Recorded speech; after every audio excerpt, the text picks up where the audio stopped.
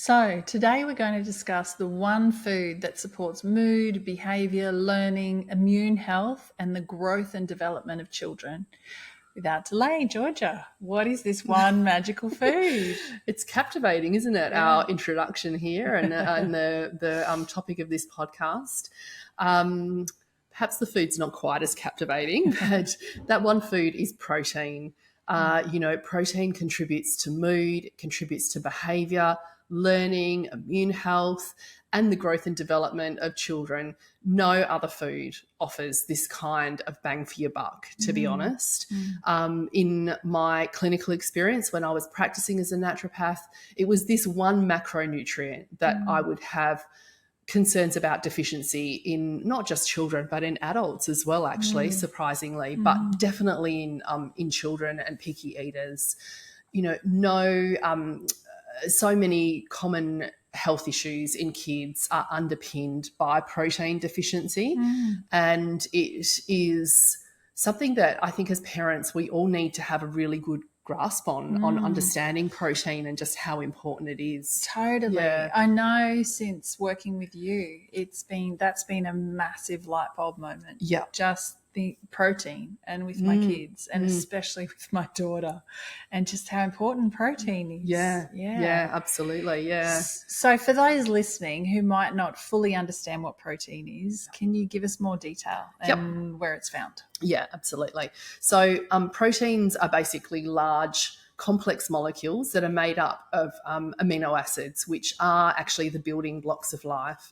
The body can't produce essential amino acids anyway on its own. So it can produce it can make amino acids or proteins, but only from essential amino acids. So we have to eat these. They have to be obtained from the diet. They play a really crucial role in various biological functions, including structure, function, and regulation of all tissues and organs, basically. So they're super important, these amino acids. I remember again, I didn't realize you needed to eat. Right, that was all of the essential amino acids whoa. have to be consumed. Yeah. They can't be made, and our body actually can't even store protein. So it's really essential to regularly consume it and consume an adequate amount or a quantity of protein in your diet to ensure that your body has this consistent and constant supply. So animal sources of protein obviously are the most well-known sources of protein. So, meat, beef, poultry, pork, lamb, anything of animal origin. Fish, obviously, canned or fresh fish are both sources of protein. Dairy, so milk, cheese, yogurt, and eggs as well are an awesome source of protein. There are plant sources of protein. So the thing is, though, with the exception of soy, buckwheat, and quinoa, plant proteins are actually incomplete because they lack one or more of those essential amino acids, which are the amino acids that the human body can't produce, like I said before. So we have to obtain them from the diet, from your diet at the same time. You can't eat a couple of those amino acids in the morning and a couple more in the afternoon. They have to be consumed at the same time. So a complete protein source, as I said, has all of those amino acids intact in sufficient quantities. And that's why meat or animal-based proteins are a preferable and quite a bioavailable form of protein, whereas with plants, we need to work a little harder, which I'm going to explain. So in order to make plant protein sources complete, we need to combine either legumes, nuts and seeds, and whole grains. So two of those groups. So say, for example, you could consume hummus is a great source of complete protein because it has legumes in it, chickpeas, and it has tahini in it, which is your sesame seed. So you're combining the legume with the seed. So legumes are things like just to backpedal a little bit, are things like lentils, chickpeas, black beans, cannellini beans, all the beans. Nuts and seeds, obviously we know what they are. Probably don't need to spell that out.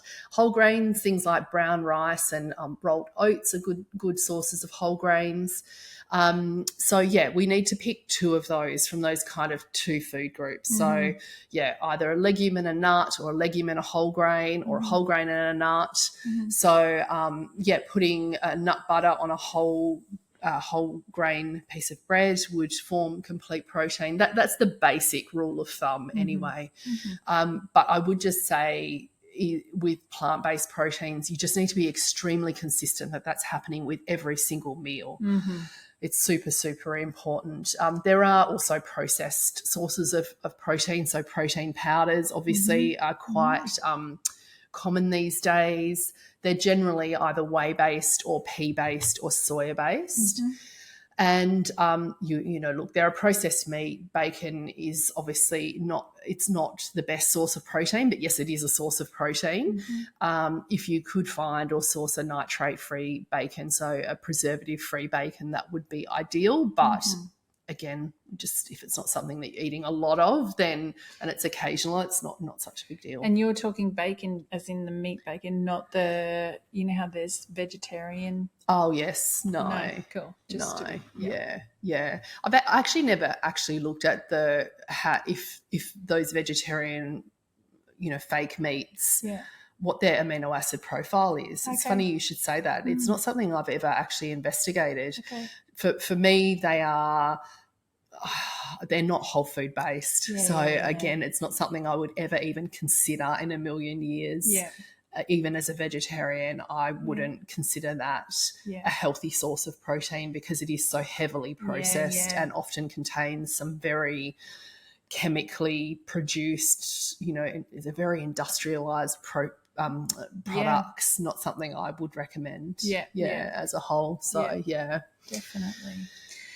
So I guess for me, I'm thinking again of my clients and my kids too, and how that chicken and the egg thing again, you know, like when I think of people that get anxious, or mostly anxiety actually, or just really ungrounded, and whether it's because they haven't eaten, you know, they haven't had protein. I think of my daughter, and where if she skips breakfast or just doesn't eat enough protein, you know, just has a packet of chips or whatever she's doing right now, and she's so moody, and like moody and irrational, you know, and then it's like she has a proper balanced meal with protein in it, and she'll say,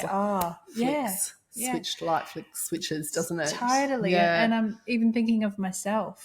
And if I haven't eaten and then I have a meal with protein, and my whole body's like, I land in some way. It's just so important for our kids' mood, without a doubt. You know, these amino acids are the building blocks of protein, like I said, and they just play such a pivotal role in synthesizing many neurotransmitters, including the neurotransmitter serotonin. So I'm going to use serotonin as an example, because it is a neurotransmitter that a lot of people would have heard of.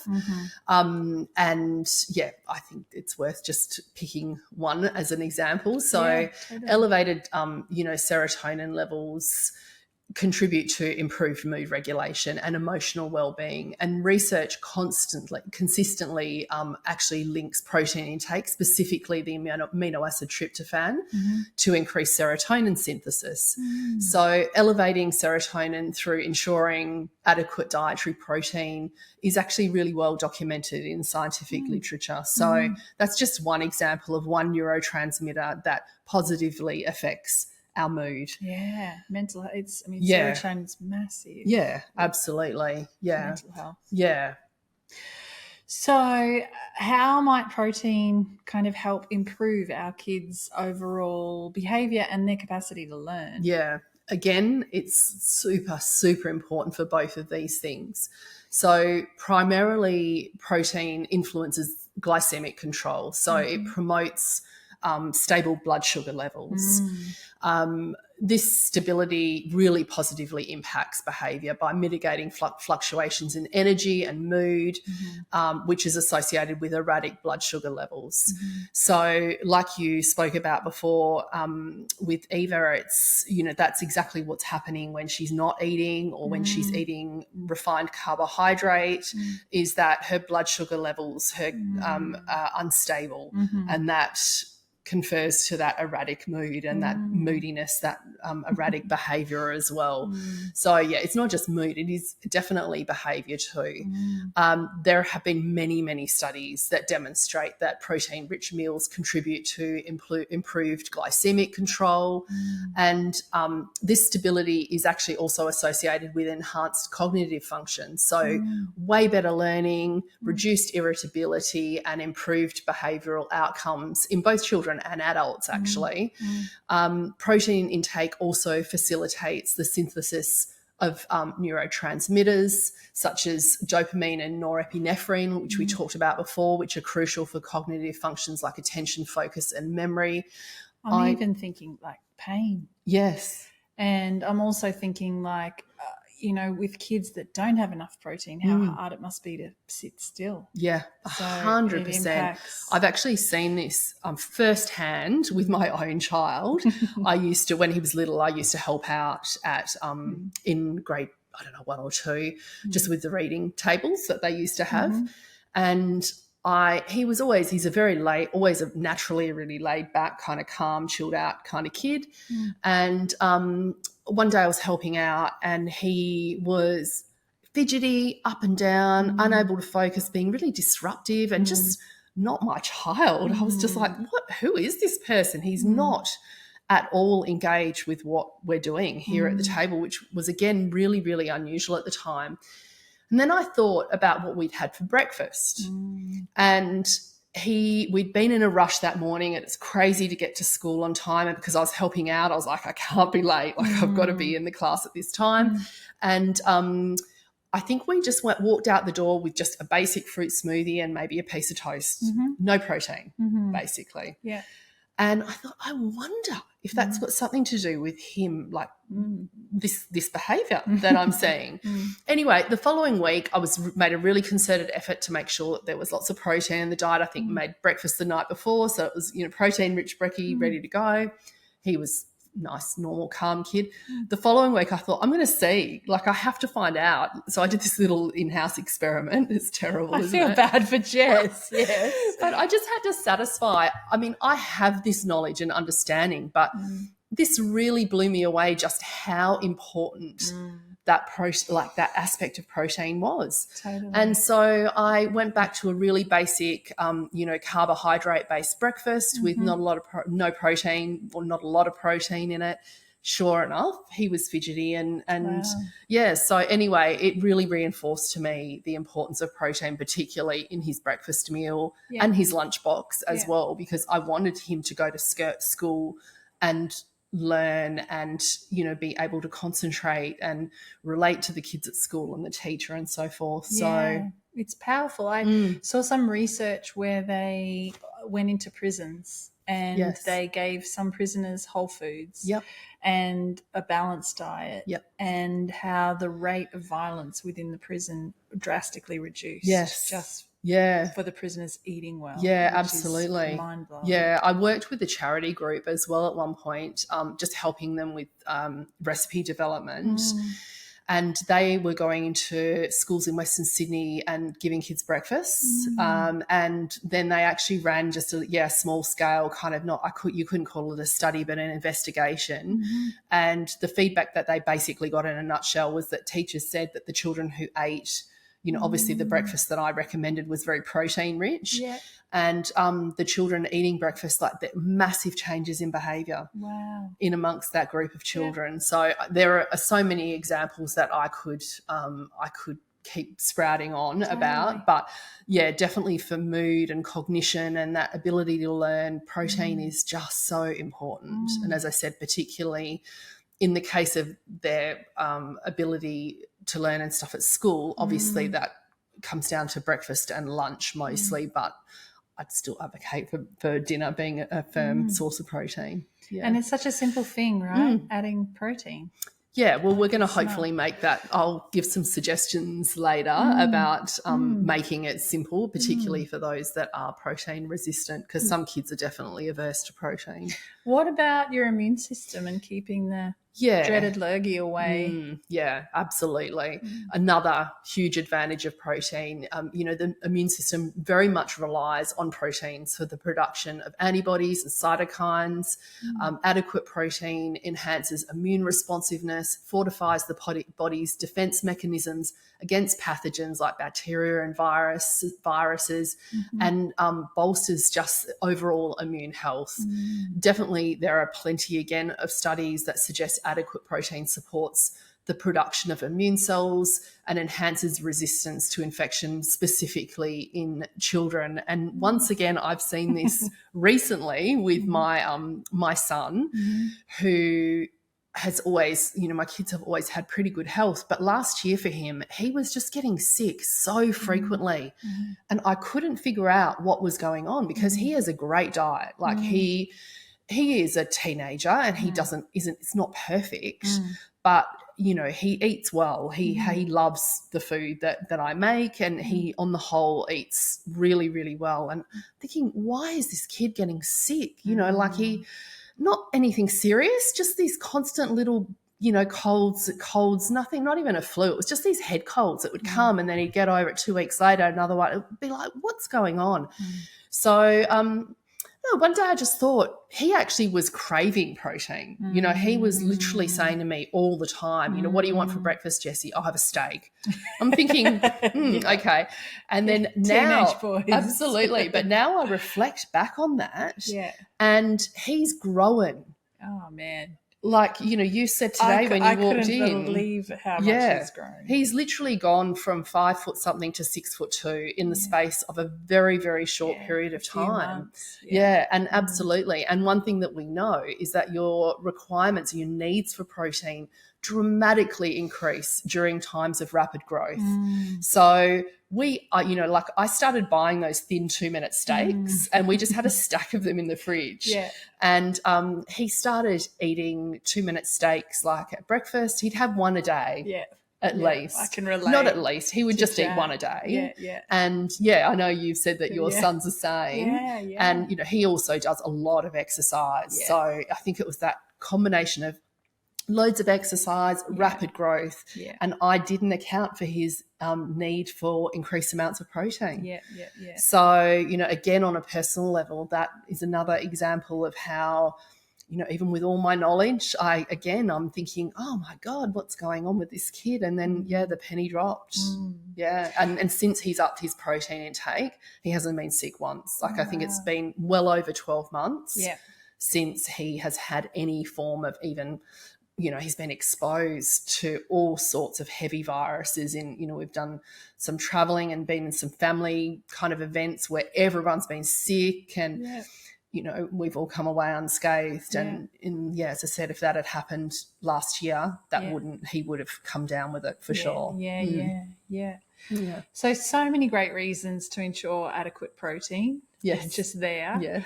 We We all want our kids to feel great and be well. Why are kids susceptible to protein deficiency? So, 2 reasons. One is that they're growing. All kids are growing.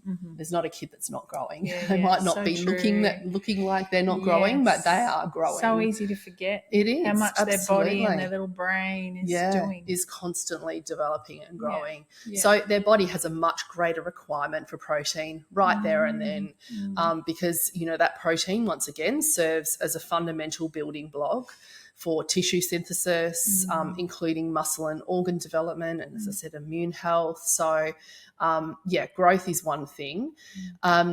It's so important during those significant periods of growth, and all of our kids have those periods where their growth kind of spikes and plateaus. Spikes is during that spiking period that we need to be really diligent with ensuring that they have adequate protein. Just because of the role that it does play in that structure and functional integrity of cells and tissues, and it's just such an intricate orchestration of biological development. It's just indispensable protein, really. Yeah. Totally. Yeah. So important. Yeah. So what can you do to make sure your kids are getting enough protein? Yeah. So I like to keep nutrition simple. Goodness. The last thing sometimes I'm asked by parents, or, I'm asked, so exactly how much protein, how many grams per day? It's impossible to answer because every child has unique requirements depending on the level of activity, depending on where they're at in their growth cycle. And, we're all unique individuals. So I really don't feel comfortable with saying you need this many grams. And the other thing as well is realistically, as a parent, we've all got enough on our plates as it is. Are we going to go and weigh and portion protein? So I like to talk in terms of, like, in much more general kind of practical terms. So I tend to say, as a basic, aim for about the width and thickness of the palm of your hand is a good indicator. It's generally been regarded in some literature as a good indicator, but definitely I would say more during growth spurts, and also much more if you're only relying on plant-based proteins. If there's no animal-based proteins in there, you definitely, that palm method, it needs to be way more protein. So I'd also say to just as a general rule, I just try and include some form of protein with every meal and snack. So, that would look like, as I said, I used hummus as an example before. When I am baking, like when I'm developing recipes, like even sweet treats, which are notoriously carbohydrate dense, I'm trying to figure out ways of upping or increasing the protein content. So, obviously, a baked treat that includes eggs is always a good idea. Otherwise, nuts and seeds, as we said before. And just in any way, shape or form, if I can, I will I'll add some form of protein. And sometimes it even is something as simple as, if I've packed a lunchbox and I'm thinking, it's just a little light on protein, I'll add in a handful of biltong, which is air-dried beef, which my family, both my son and daughter, go crazy for. So I'm glad for that. But meat sticks and biltong are the things that I would rely on as just like a really convenient source of protein. What if kids don't eat meat? So if kids aren't fans of meat, it does make it tough, but not impossible. You definitely need to obviously rely on plant-based sources of protein. But again, you'll need to be really diligent with ensuring that the plant-based sources are complete. Like, as I said, you've got a whole grain with a legume or nut and seed, or nut and seed with a whole grain. Two of those three food groups. And making sure that they're consumed with every single meal and snack. Like, it's even more so important when it is just plant-based. But I think it is also super important to continue to offer meat every time you cook it. And also experiment. Different kids like meat cooked in different ways. It's something that I've definitely seen repeatedly. And even within my own family, we have preferences. Like, my son isn't a huge fan of slow cooked meat. It's a textural thing, I think. He, in a casserole or something, but like if it's, say, he would choose a lamb, like leg roast over lamb shoulder, whereas I'm actually the opposite. I prefer the slow cooked falling off the bone kind of texture. I think he finds it a little bit mushy. I mean, he still eats it, but if it, kids do have preferences, so maybe experiment and talk to your kids about what their preferences are. Do they like it minced? Do they like to eat it off the bone? Again, I think some parents don't give don't think to give their kids options, or just assume that because they're little they don't want to gnaw. I know, woman style. Absolutely. I know one of my daughter's favorite first foods, like when she was little, was I'd give her lamb cutlets and like a little lamb, a lamb cutlet, little lollipop, and that was her favorite thing, to like hold the bone. And because we always used to say she like eats like a cave woman and has the temper of a cave woman as well. But yeah, she, you know, again, just finding ways, you know, some kids might like the meat cut into really tiny pieces, conversely, you know, eating a big slab of meat off a bone is totally going to freak them out. So it's experimenting and just offering different options. You know, each time you cook a meat-based meal for the family, think about mixing it up and trying something new. Also, incorporating protein into soups is another option. So I know, you know, like sometimes they could be blended up. I definitely would like you to continue to offer the obvious sources of protein, but you might like to blend it up. Meat patties are another option as well. Also taking favourite foods and incorporating meat. So, you know, if they like pizza, making sure there's some form of, you know, shredded chicken or some form of meat on there, or do a lamb pizza or something. If they like pasta or rice or something, again, adding in a little bit of protein into the sauces or the flavours that they already like. And then over time, just building on it, just adding a little more, and just chipping away at it, basically. Also, you know, we're going to go through lots of strategies over the course of this podcast, but getting them involved with meat, particularly, if meat's their kind of sore point, you know, so at the shops you might ask them to pick the best looking packet of mince that you can find and put it in the trolley, like, you know, loads of enthusiasm, loads of just positivity around it.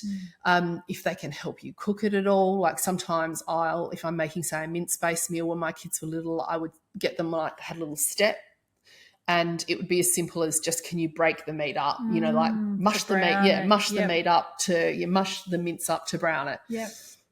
2 or 3 minutes and then they'd had enough, that's fine. I do get concerned that some parents think that cooking needs to be a child standing at the kitchen bench cooking from start to finish. No, when we talk about cooking, we're just talking about involvement, aren't we? Yeah, totally. Just in and out with no fuss, no stress. Definitely. I just wanted to, so for vegetarian families, what's really important is that they know about the combining proteins and that they educate their kids. Absolutely. So I think of me as a vegetarian when I was younger and I didn't realise that. So that's really important. Absolutely. Yeah, absolutely. I always say it's possible to be a healthy vegetarian. You just need to know how. And unfortunately not enough vegetarians they just don't know how to ensure that they're getting those complete sources of protein. And with their kids, like to just keep mixing it up in those combinations to make sure they're getting that full amino acid profile.